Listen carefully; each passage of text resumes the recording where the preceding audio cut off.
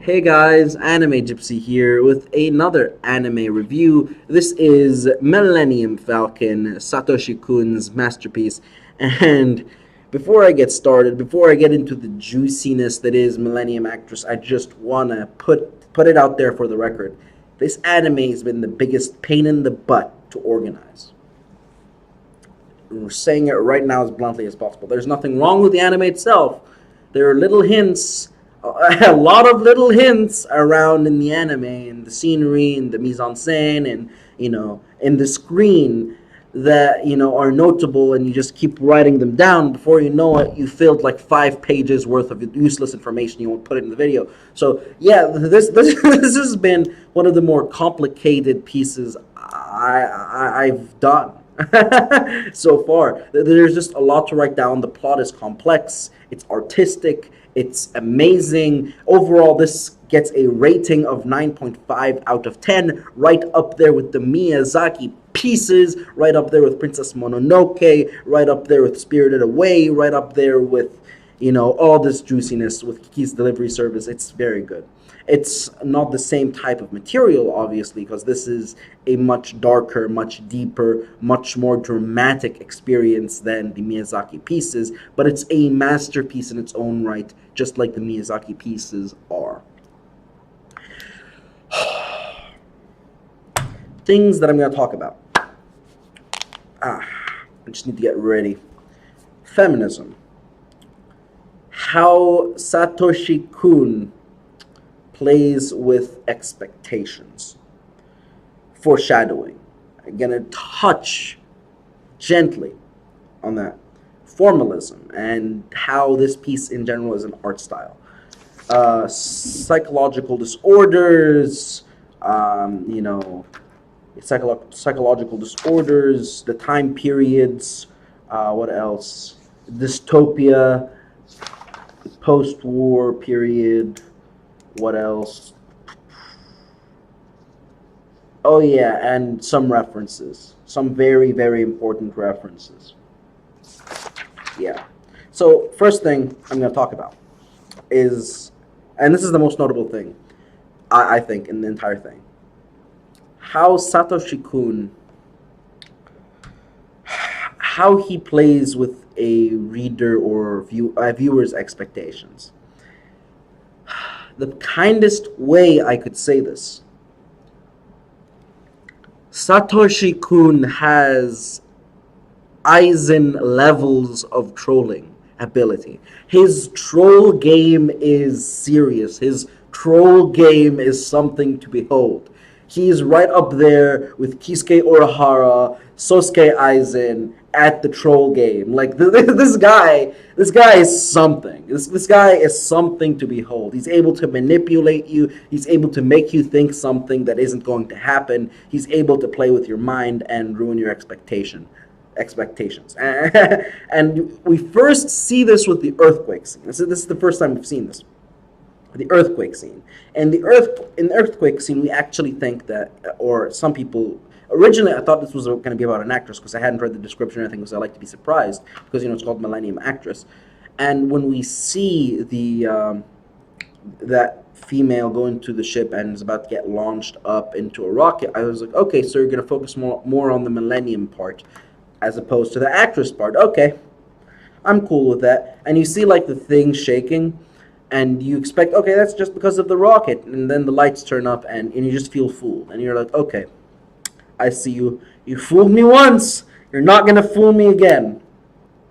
And then we go into Fujiwara Chiyoko's apartment, and you see all those magazines of her, and all these movies, and all these pictures of her in her apartment, and I'm like, Nora Desmond, here we go. Some Sunset Boulevard references. Okay, I know what's going to happen. And yeah, no, nothing happened. And then I see what seemed at first to be like a glitch on the computer, but it was just like a slight earthquake.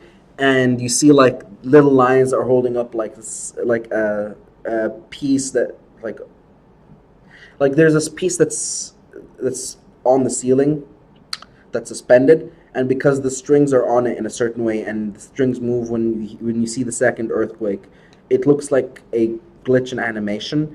And again, that was just Satoshi illustrating the earthquake, tricking you into thinking it's initially a glitch, and also making the point that, there's a lot more I could do with animation as opposed to filming an actual movie. Because my first impression, a little bit into the movie, is okay, you could do this in the genre of film and it would be the same. But then when that scene happened, I was kind of like, okay, I see you, Satoshi. You're trying to tell me that you have more control in anime in general as opposed to movies, because this is like a slight thing, makes us see the difference between animation and film.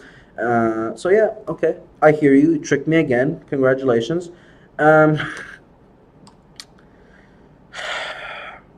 we see again that whole thing with reality, and when we see the flashback, and we're in the middle of the Heian period, I believe. Yeah, we're in the middle of the Heian period where she's like the victim. Oh my God, and Nani, that whole spiel of a thing going on where she's the victim, she's being attacked, and all of a sudden we're back in reality. And when that happened, it's very powerful when stuff like this happens, because when stuff like this happens, you're suspended from the experience and you're automatically put in a different plane. And you're like, where did the music go? Where did the sound effects go? Where did all the color, where did all this colorization go? Where is everything? Oh, this is reality. Reality in quotations, because it's a movie. But again, it's part of the experience where, like, he's trolling you. He's being, and again, I don't think there's enough time to go over all of this because it's a lot, and no, I'm not gonna, no. Okay, feminism. We see little hints in this movie, not little hints, blunt hints, bluntness in this movie about discussing feminism and the rights of women and women's roles and gender roles in Japan, yada yada yada. And we see that with Fujiwara's mother, where she's like, isn't it a woman's duty to basically procreate? Isn't that the way a woman is loyal to her country, to procreate, create more productive members of society? Is that not the role of a woman? And she also says something along the lines of, okay, isn't it the role of a woman to find a husband? And again, it's this emphasis on the role of a woman being solely for procreation and serving the husband himself, something you kind of see in the Pillow Book, something you see in a lot of other cultures, and yeah, it's emphasized all over. It's not something unique to Japan by any means. You see that in China, the Book of Filial Piety. You see that in India, Ramayana. You see that most definitely in the Middle East. You see that most definitely in Europe. You see that most definitely elsewhere. This isn't something unique to Japan. Japan isn't the only country that was, let's just say, oppressive of women for a long period of time. But some cultures, yeah, were better at it than others. I won't play favorites now because we honestly don't have enough time. Next, I'm going to talk about foreshadowing, and I'm going to just move quickly. When it comes to foreshadowing, there's a lot, but the two things that pop into mind are the fortune teller. We see like a little guy in the background, like spying on her, and he just leaves.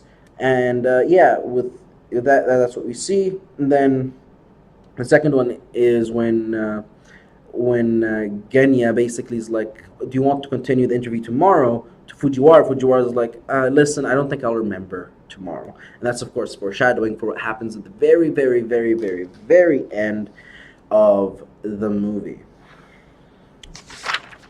Okay. Let's go into the juiciness of love.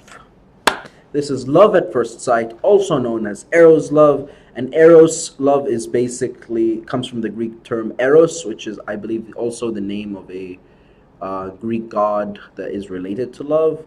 I believe so. And it's basically when you see someone, you automatically fall in love with them. And there's a scientific reason for that, and it's called the love map theory, which I do not have time to get into because there's a lot of stuff to discuss. But I'll briefly slide it in. The love map theory is basically the theory that you basically have a preconceived idea of who you love. And there's a lot of scientific backing to this theory. There's a lot of scientific backing to the fact that this exists, that you formulate an image of someone in your head that includes the voice, includes the sound, the voice, the smell, the everything of that someone in your head, and that is your love map. And the closer someone is to your love map, the more you feel that intense emotion. So with her, I'm pretty damn sure that that person she met, even though she didn't see much of him, matched her love map like 100%. No questions asked, because why else would she do everything that she did for them? Okay, Arrow's love. Okay, so initially I thought he was a Chinese spy because he said he has friends working in Manchuria, going to war in Manchuria. But then, he lives in Hokkaido, so he's a Japanese rebel. And now we talk about the time periods and what this means. In the middle of her story, she starts jumping from time period to time period to time period. And this is important because each one of those each one of the roles she gets into, there are 3 time periods and a bunch of roles. But the 3 time periods indicate the 3 types of women she was previously, due to what happened. And it's important the way that we're going about this in terms of acting, because of something that happens to a lot of actors. And what I'm talking about here is the Heian period is a representation of the victim. She basically played the victim for a while because she was, and she viewed herself as a victim, so she became a victim. And then during the Sengoku period, I think it was called the Sengoku period. Please correct me if I'm wrong down in the comments. She represented, a kunoichi. She was a female ninja, and that is the tough woman that is in search of her husband. And then finally, in the Meiji, I think it was the Meiji Restoration period. I'm not sure, but I think it was the Meiji Restoration period, and she was a geisha. That represents the woman that needs to be cultured, the woman that needs to be cultured, the woman that needs to know her role in order to fit in with society, in order to be able to find the person she loves. So in one category, she's the victim. One category, she's the warrior, the female warrior, the kunoichi that was in search of her husband. And finally, she was the person that had to act cultured, had to force herself into being cultured, and basically suppress herself in order to find her lover. At first glance, you're like, but why would they go through the intricacy of all of this in order to describe all of what's going on? There's 2 reasons. One of them is, show her act and show her roles in previous movies. The other one is she got lost in the role. Let's put it that way. There is a psychological condition in which you have multiple personalities. And with what's going on with her, she lost focus of who she was because of all of the fake personas that she's been putting on. To her, another persona is like a face mask that could be removed at any second. The only thing keeping her together is her love for that one person. The only thing preventing her from breaking apart entirely is that one goal. It's the key. It's the key around her neck. That's it. And when we see after the Meiji Restoration whole shebang where she approaches him and he gets taken in by the guards, and that's that, and we get to I think that what we saw directly afterwards is a series of roles, and that's her getting lost in the role. That's her developing multiple personalities. This is her being materialized as an actress. This is her suffering.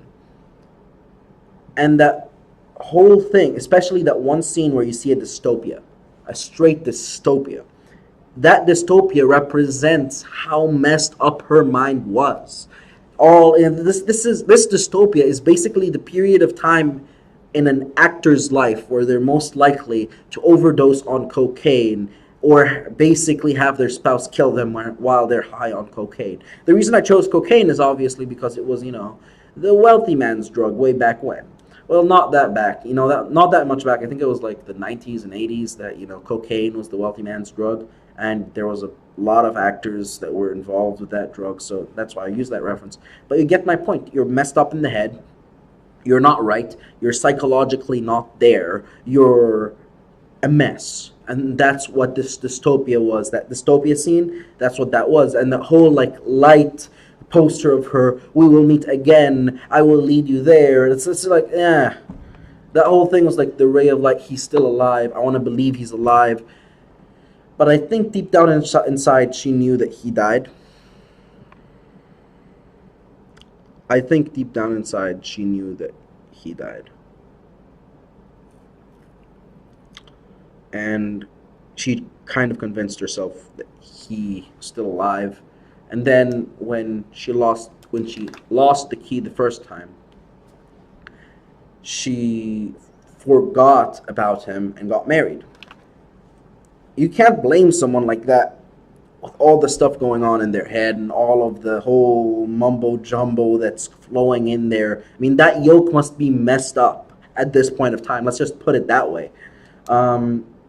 So, Shiamo Iko, the actress, the senior actress.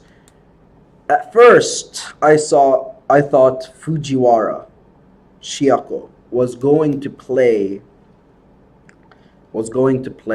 that whole Nora Desmond type role from Sunset Boulevard, which represents actor's obsession, yada yada yada. But no, that wasn't the case. She was played by Iko, Shimao Iko. And I think it's interesting because both those two characters represent two different struggles some actors go through. Fujiwara represents the whole I am lost in my characters. I got lost in the role. My personality's in the ether. I don't exist anymore. I just replace personas. That's number one. Number two. Number two is I'm jealous of you. I'm thoroughly jealous of you. And I have to be perfect because I'm constantly materialized. People treat me like a doll. I have to be that doll. I have to be that perfect material being in order to basically have any relevance in my existence. So those two things are struggles, are real struggles that some actors have to deal with in their careers, especially big shots. And it's illustrated well in this movie, in my personal perspective. So this movie isn't only a movie about love, it isn't only a movie about romance, it's not only a movie about Fujiwara, it's a movie about the cinema industry, it's a movie about, it's a love story that talks about the cinema industry, also talks about mental illness, also talks about a whole slew of things, obsession, love, all of that. And there are people out there that have this level of obsession. I believe there's a statue in Georgia somewhere of a woman who professed her love to a sailor, and the sailor told her that he would be back at a certain period of time, and every single day until she died, she'd wait for him by the shoreline for a certain period of time because she was expecting him back for years and years and years and years. So there are cats out there with that level of loyalty, with that level of obsession. I mean, let's keep it real. Her level of obsession ties with from Future Diaries. That's scary. That is scary stuff. When your level of obsession is tied with from Future Diaries, you need to seek attention. You need to be looked at. You need to go to a psychologist. That is not healthy. That is all I have to say about this. Okay.